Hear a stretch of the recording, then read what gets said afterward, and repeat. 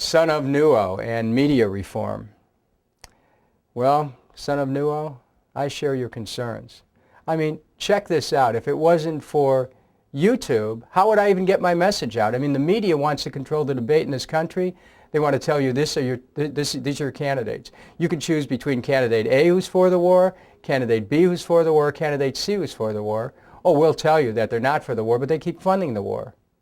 See, my candidacy gives people a real choice. That's why this medium is critical. But while we're using this medium, we have to also look at what do we do with the conventional broadcast media. Well, we certainly have to break up the monopolies. Those monopolies have made it impossible to have diversity of views.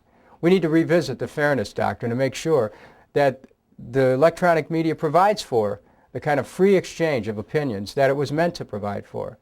And we need to go back to the founding purposes of the Federal Communications Commission. The Federal Communications Act of 1934 says that the broadcast media shall serve in the public interest, convenience, and necessity. We need to hold up that yardstick to measure all of the broadcast media in this country, to see if they're serving in the public interest, and to make sure that they realize that the airwaves belong to the people. Those are our airwaves. We give them to these corporations, and they in exchange are supposed to provide free and easy access to information. So I'm going to do everything I can to continue to push for this process that breaks up the monopolies in the media, and also I think it's absolutely mandatory that all federal candidates receive free time in the broadcast media, because that'll help to end this money chase, which is primarily so people can put their face on television or their voice on the radio.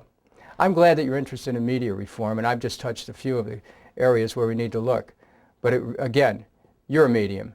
You communicate the message. Send this message everywhere and let people know that when I'm in the White House, people will finally have a government of the people, by the people, and for the people. People will finally have someone who understands the urgency of opening up media in a democratic society. Thank you very much.